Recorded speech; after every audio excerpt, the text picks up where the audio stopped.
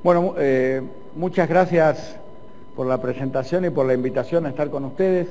Tengo entendido que, según me han informado, que este es un curso de residentes, que hay enfermeros y estudiantes. ¿Es así esto?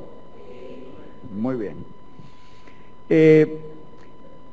Me han asignado un tema que a mí me cuesta realmente trabajo, y ya es un poco contradictorio el tema, sedación consciente, ¿no? Parece que hubiera una contradicción, si uno está sedado no está tan consciente, pero realmente creo que todos ustedes, los que no son estudiantes, están ejerciendo la terapia intensiva, y hay un montón de situaciones en que esto de la sedación consciente podría tener lugar. Es un tema no definido todavía, no consensuado, y yo lo que voy a dar es una introducción al tema y algunas recomendaciones de las prácticas que he visto hacer en otros lados y que hacemos nosotros. Se puede definir la sedación consciente como la depresión mínima del nivel de conciencia que permite al paciente mantener su vía aérea permeable. Es decir, el paciente tiene una respuesta apropiada cuando uno le habla, cuando lo toca, y mantiene los reflejos de la vía aérea, tose y puede respirar correctamente. Es decir, yo lo que quisiera concordar con ustedes es saber cuáles serían esos pacientes que tendríamos que pensar en la sedación consciente y qué podríamos hacer para ver si lo podemos lograr. Este sería el tema fundamental. Evidentemente lo que estamos hablando acá es de un nivel mínimo de sedación. Entonces, para manejar niveles de sedación, todos sabemos que hay una serie de escalas de sedación. Ustedes saben que, quiero advertirles que empecé 10 minutos más tarde, que no es culpa mía. En terapia intensiva hay un montón de cosas que nosotros sabemos que existen, pero que después no se hacen. Es decir, las cosas más sencillas, cuando uno entra a la unidad donde trabaja, vaya a ver cuántos de los pacientes en ventilación mecánica están a más de 30 grados en la cama. Y el que me dice que todos, yo realmente no le creo. Entonces, una pregunta que les quiero hacer, de los que ustedes están trabajando, ¿cuántos de ustedes manejan realmente en forma firme las escalas de sedación para valorar a sus pacientes? ¿Podría levantar la mano? Con sinceridad. Es un mínimo. Es decir, nosotros tendemos a valorar la sedación como, si yo tengo una experiencia bárbara, yo está más o menos sedado, así está bien, un poco más. Y en nuestros pacientes, sobre todo los más graves y los que están ventilados varios días, tendemos a sedarlos mucho, y el sedarlos mucho, mucho es un adjetivo, es porque en realidad es más cómodo que estén más sedados que estén menos sedados. Hay una especie de predisposición a sedarlos demasiado. Y las escalas de sedación son fundamentales. El paciente está mejor. Esto está comprobado largamente, es una recomendación de las más grandes en terapia intensiva, con un nivel A grande de recomendación. Entonces, cuando hablamos de sedación consciente, tenemos que tener nuestro paciente en un nivel de la escala de sedación que esté en este nivel. Es decir, no en el nivel 1, que es el nivel agitado, en contra que el paciente está incómodo, inquieto, sino en los niveles 2 y 3 de esta escala. Hay varias escalas, nosotros usamos esta, que el paciente esté casi normal en la cama, pero tranquilo y sedado, o que esté algo somnoliento, pero que respende fácilmente. Es un sueño muy superficial. Este sería el objetivo de cómo quiero yo tener a ese paciente que pienso que tiene indicación de sedación consciente.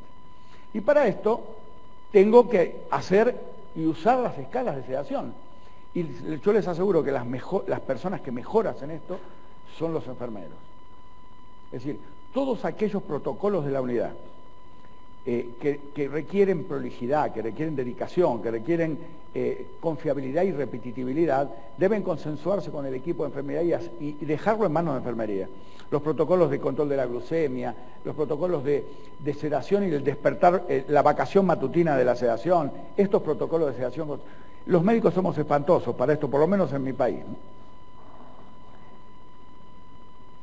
Entonces, vamos a ver las posibles indicaciones de la sedación consciente. Una de las que surge más fácil es cuando yo tengo un paciente que está relativamente grave, no tan grave como para estar sedado en forma profunda, y que yo quiero que neurológicamente lo pueda evaluar cada rato. Este sería un paciente que yo necesito sedarlo, un traumatismo de cráneo leve a moderado, un politraumatismo con un traumatismo de cráneo leve, pacientes que han sido sometidos a neurocirugía y que están ansiosos en el postoperatorio y que yo quiero evaluarlos para prever las complicaciones, procedimientos vasculares carótidos. Esto es una indicación que surge fácil. Después, cuando usamos ventilación no invasiva, se tiene el concepto de que todo paciente de insuficiencia respiratoria, que uno quiere que no llegue a la respiración mecánica convencional, no tiene que tener ningún sedante, porque en general la sedación o la analgesia deprimen la respiración. Entonces, la ventilación no invasiva es una escala intermedia en que el paciente ni está respirando por sus propios medios totalmente, ni está entregado al respirador totalmente. Y si ese paciente está algo agitado o ansioso, muchas veces no se puede emplear la ventilación no invasiva. Y sabemos de las ventajas enormes de emplear ventilación no invasiva. Así que un esquema de sedación consciente podría ser la clave de que un grupo de pacientes puedan usar la ventilación no invasiva. Y el paciente que uno más le viene a la mente rápido es el paciente con enfermedad pulmonar obstructiva crónica, que en general están inquietos, molestos y que una sedación más allá de un límite mínimo los hace caer en la ventilación mecánica convencional. Después, adaptación, por ejemplo, a los pacientes que están en ventilador y intubados, pero cuando queremos hacer presión de soporte y que estén más despiertos en los días previos al destete del respirador, en el periodo del destete del respirador cuando el paciente necesita algo de sedación y en algunos pacientes en el postoperatorio inmediato. Acá lo que hablábamos, lo mismo que cuando el paciente está en insuficiencia respiratoria y no queremos que llegue al respirador, cuando queremos sacar del respirador tampoco lo sedamos a los pacientes, entendiendo que los sedantes sabemos que tienen algo de efecto relajante muscular y de presión del centro respiratorio. Pero hay pacientes que cuando uno los despierta para hacer las maniobras que nos contaba ayer Andrés Esteban también, ese paciente, algunos están tranquilos y colaboran y muchos no.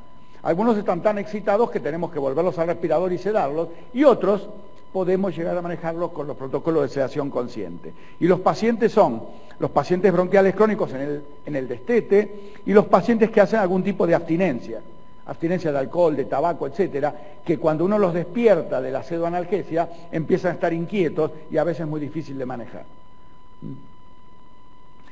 Entonces, otras indicaciones probables.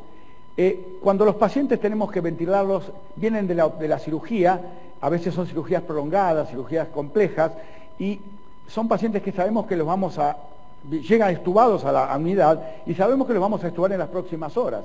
Y si ponemos un esquema de sedación convencional, a veces prolongamos innecesariamente la intubación de ese paciente en nuestra unidad.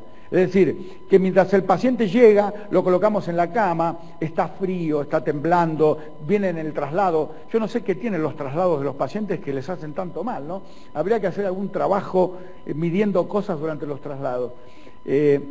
Porque también está que el anestesista nos dice, no pasa acá seguramente, he hablado, me dice, te mando al enfermo, está fenómeno, y cuando llega a la unidad todo el mundo corre porque tiene 50 sistólica, está desaturando, debe haber algún problema en los pasillos del hospital.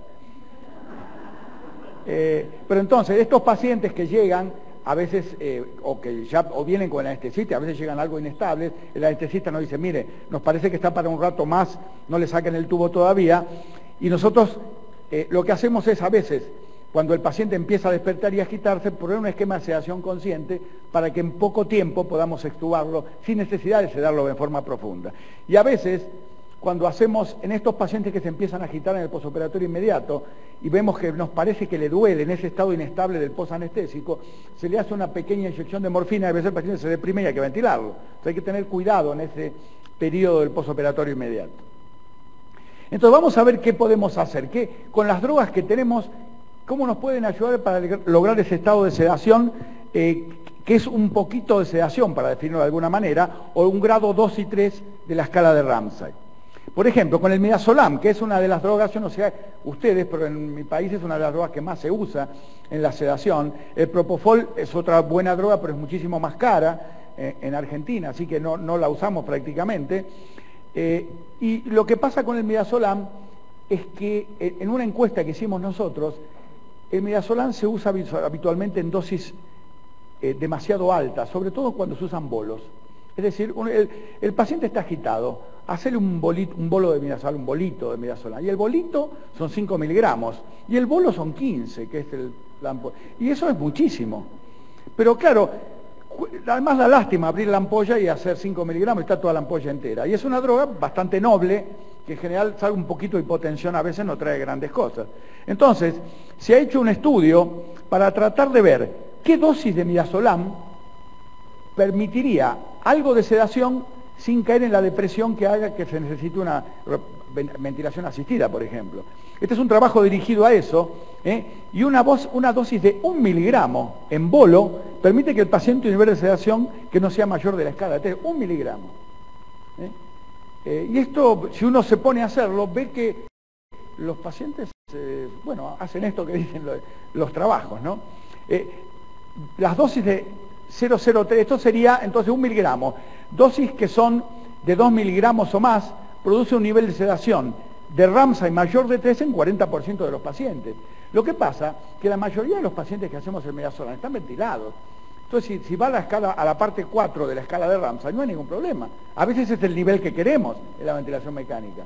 Entonces, por eso, cuando yo doy el bolo de sedante en un paciente que se pone inquieto y está ventilado, yo le puedo hacer 5 miligramos, que parecería ser la dosis que hay que hacer, no 15. 15 parece una dosis excesivamente alta, y con mayor incidencia de hipotensión. Pero para la sedación consciente, si uno se maneja en bolos, tendría que usar bolos de 1 miligramo, y lo ideal sería usar no bolos, sino una infusión, con una dosis no mayor a 30 a 60 miligramos en el día, que es una dosis baja en los pacientes y que suele mantenerlos en una sedación de un nivel razonable para el tema que estamos hablando. Esto sería si decidimos introducirnos en este tema usando midazolam. Pero han aparecido 2 drogas que en este campo forzosamente tenemos que discutirlas, que son el remifentanilo y la dexmedetomidina. Entonces la pregunta es, ¿por qué el remifentanilo? Si el remifentanilo es un analgésico, no es un sedante, ¿no? Entonces, un poco en los últimos tiempos lo que ha surgido es, como todos saben, esta es una definición un poco farmacológica estricta. Todos sabemos que le damos una inyección de morfina a un paciente y no solo le hacemos analgesia, sino que el paciente está confortable, se tranquiliza, tienen efectos sedantes los opiáceos. Entonces, la consideración de uso de opiáceos para la sedación abre el capítulo llamado sedación basada en la analgesia. Es decir, usar las propiedades sedantes de los analgésicos opioides como sedación y no agregar un sedante clásico. Y esta propiedad de los opiáceos es la que ha tendido a que el remifentanilo se introduzca en esta conversación.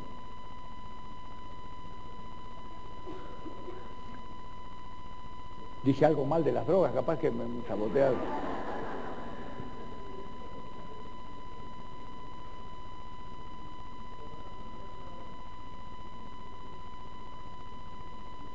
Bueno, es decir, ¿cuáles son las propiedades del remifentanilo mientras viene la imagen? El remifentanilo, es decir, la morfina y el fentanilo son 2 drogas fantásticas, ¿no? Nosotros, en Argentina hay un poco de desviación. La droga que habría que usar en analgesia del paciente crítico cuando están graves, están ventilados, cuando no tenemos problemas con la depresión respiratoria o buscamos algo de depresión respiratoria para que se adapten al respirador. La morfina es una droga fantástica, baratísima, que tiene algunos efectos secundarios como todos los opioides. Uno de los que más nos molesta es a veces las alucinaciones cuando están por despertarse o la parálisis intestinal que hacen los opioides por la relajación de la musculatura digestiva. Entonces, el problema de la morfina y el fentanilo es que tienden a acumularse con el correr de los días y entonces empieza a tener vidas medias prolongadas, y para nuestro manejo en el capítulo de sedación consciente, si vamos a usar un opioide con propiedades sedantes, necesitamos una droga que yo la corte y que enseguida el paciente reaccione y que pueda manejarla titulándola como si fuera nitroprusiato, es decir, una droga que rápidamente responda a los cambios de dosificación.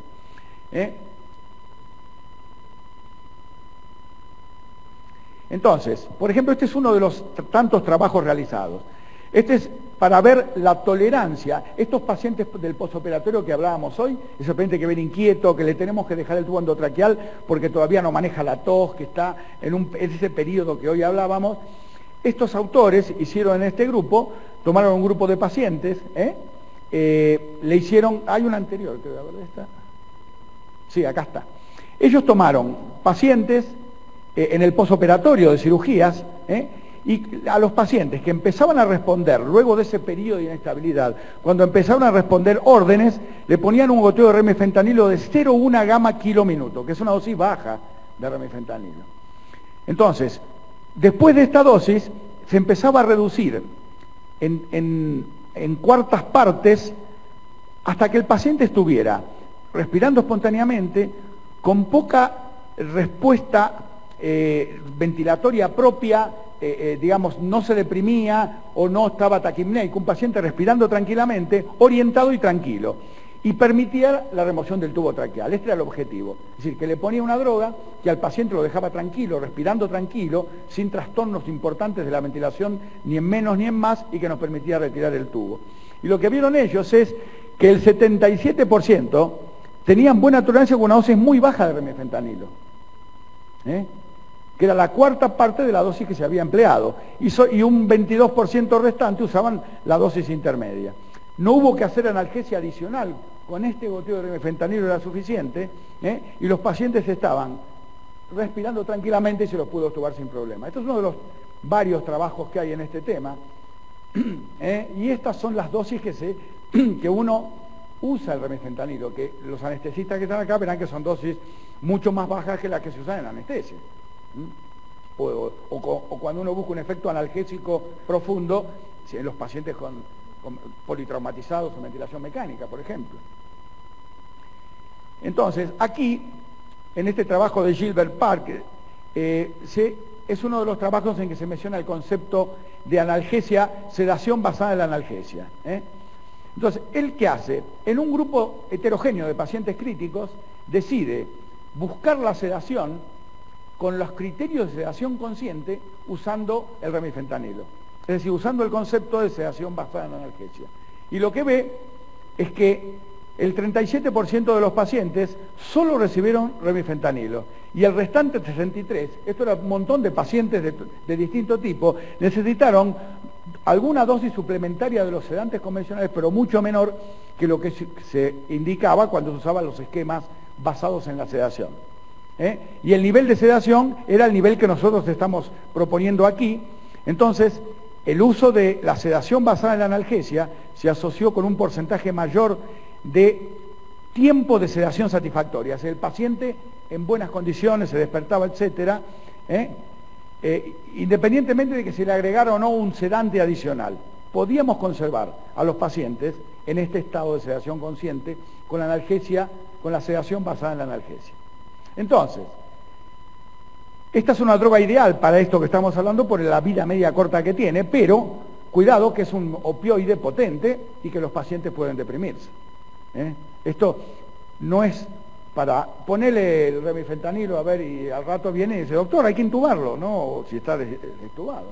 Es una droga para vigilar y de hecho, fíjense ustedes, en un grupo de pacientes que se hacían analgesia controlada con opioides, eran pacientes que se hacían analgesia y también hacían sedación basada en la analgesia, y eran pacientes que estaban lúcidos, tan lúcidos estaban que se administraban ellos con esos sistemas de autoinyectado. Pero fíjense ustedes, había 178 pacientes postquirúrgicos, tenían episodios de desaturación el 12%, y de bradipnea el 41%, que duraban 3 minutos o más.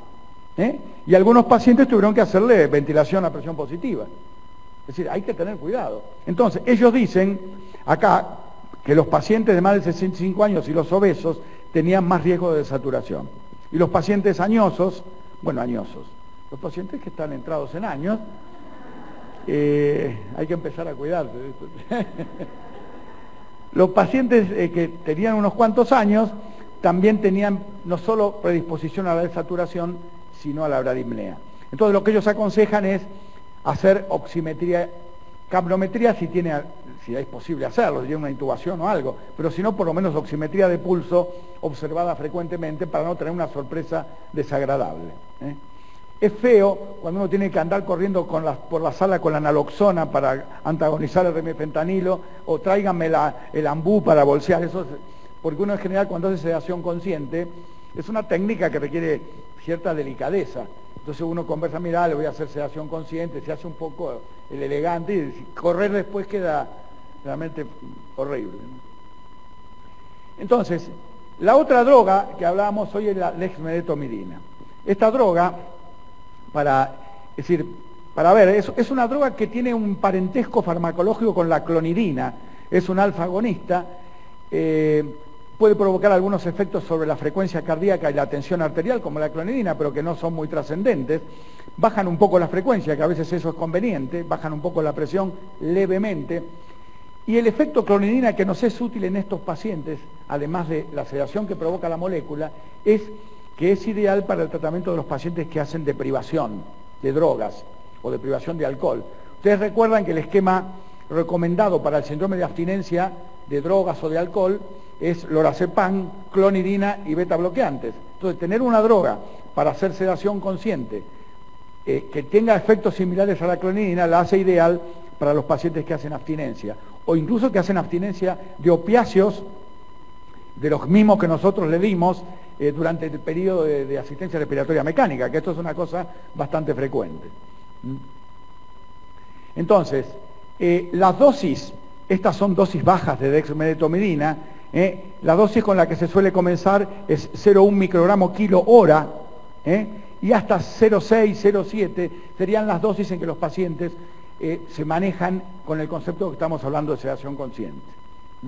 Entonces, en este trabajo se tomaron 105 pacientes en el posoperatorio de cirugías generales y cardíacas, se les administraba pseudonalgesia, es decir, se le daba dexmedetomidina, y si el paciente necesitaba sedación o analgesia adicional, se le daban las drogas clásicas, a ver cuán efectiva era la dexmedetomidina. Comparado con el placebo, el grupo al que se le dio dexmedetomidina requirió 80% menos de midazolam y 50% menos de morfina. Esto es abiertamente significativo, y el grupo de dexmedetomidina, como mencionábamos, marca una tendencia a disminuir levemente la tensión arterial y sí la frecuencia cardíaca, que disminuye en un 20% aproximadamente, cosa que si el paciente tiene tendencia a la bradicardia es una cosa a observar. Entonces,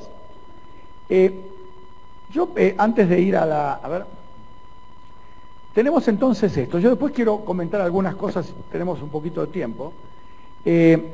Las opciones que tenemos para la sedación consciente en este contexto que estamos hablando serían el mantenimiento de dosis muy bajas, como mencionamos hoy, de midazolam, y también hay trabajos con dosis bajas de propofol. Yo la verdad que no tengo experiencia en propofol, les comentaba porque es una droga muy cara para usar en mi país. El remifentanilo en dosis bajas es una droga que debe considerarse en estos casos, y además la sedación basada en analgesia podría hacerse con morfina también, pero para esto de la sedación consciente necesitamos una droga de vida media muy corta. La dexmedetomidina en las 24 horas del paciente posoperatorio, o en los pacientes que están con la inquietud que está precediendo al destete o a la extubación de un paciente que está en Winning. Ese sería un buen momento. En este caso, por ejemplo, y especialmente si el paciente tiene cuadros de abstinencia. Yo he visto algunos resultados buenos usando estos esquemas y otros no tan buenos. Hay pacientes en los que fracasamos y algunos tienen resultados mágicos. Recuerdo dos pacientes, un paciente no bronquial crónico, una sepsis grave que estuvo mucho tiempo en ventilador, y cuando lo sacamos de la pseudoanalgesia para intentar hacer el Winning, ya muy bien el paciente desde el punto de vista clínico, tenía dolores muy importantes, se quejaba del tubo, era casi imposible de manejar, le dábamos un tercio o un cuarto de ampolla de fentanilo y se deprimía y quedaba 6 horas durmiendo. Decidimos cambiar el remifentanilo y realmente el paciente cambió totalmente y en 24 horas lo extubamos. Estoy contando una anécdota para ejemplificar, no, de ninguna manera esto no fue bueno porque fue uno de los primeros pacientes nuestros. Después pensamos que siempre iba a ser así y no es siempre así, ¿no? Pero bueno. Y la otra fue una paciente bronquial crónica muy grave, que había estado ventilada varios días y estaba con índices respiratorios de esos que tienen los bronquiales crónicos cuando uno lo quiere sacar, que siempre están en el límite. Y estaba ansiosa, excitada, creíamos que con abstinencia de opiáceos y de los benzodiazepínicos que le habíamos dado, y ella estaba lúcida, pero no podía quedarse quieta, estaba como acatífica, se movía todo el tiempo. Le dimos un goteo de desmedetomidina en estas dosis, y la enferma se convirtió como en una persona, como en un bobo, ¿no? Es decir, estaba sonriente, nos decía a los médicos, nos decía hasta que estamos todo el tiempo nos agradecía, y la estuvamos en unas horas. Es decir, ese estado del paciente que está como un poquito dormido, un poco indiferente al medio, es el estado que permite a veces estas drogas cuando usamos sedación consciente. Entonces, para terminar, yo lo que propongo, esto es exclusivamente una propuesta, porque no hay ningún trabajo grande hecho en este tema, hay un montón de trabajos sueltos, y si uno se mete en sedación consciente en el PubMed, van a ver que la mayor parte de los trabajos son en el uso de los dentistas, cuando van a hacer operaciones dentales, etcétera, cosa que nos sirve a algunos conceptos. Entonces, cuando nosotros tenemos un paciente que está agitado, nervioso, ansioso, y que no queremos hacerle sedación profunda, porque estamos manejando este concepto, más que contraindicado, que no queremos indicarle sedación profunda. Entonces, primero intentamos medidas no farmacológicas, es decir, a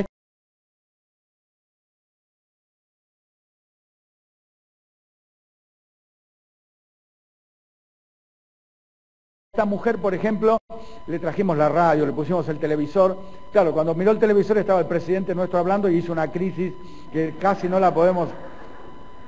Entonces, la musicoterapia a veces funciona en algunos pacientes, es difícil qué música elegirle, en esta paciente no funcionaba nada. Entonces, en algunos pacientes, sobre todo en los pacientes que tienen patología neurológica, a veces tratamos de sedarlos algo y a veces hay que retenerlos, ¿no? Es decir, atarlos a la cama. Esto está, si uno revisa la literatura, está aceptado. Hay que hacerlo con ciertos cánones, la restricción al movimiento, con ciertos cuidados, pero es una técnica que no es una tortura para el paciente, ¿eh? A veces hay que usarla, ¿eh? Y en el caso de que esto no lo podamos manejar así, usar, si está agitado el paciente y queremos que rápidamente se tranquilice, o 1 miligramo de midazolam o un bolito de 1 gama kilo de desmedetomidina. Esto en general al paciente lo tranquiliza, y después usar una infusión de dosis, como ya las mencionamos, mientras dura el periodo de sedación consciente que estamos utilizando. Y recordar que la sedación consciente es una situación que no conocemos bien, que el paciente se puede despertar o se puede deprimir con cierta facilidad, y entonces tener algún sistema de monitoreo que nos asegure que cualquier depresión respiratoria del paciente la vamos a detectar precozmente. Muchas gracias.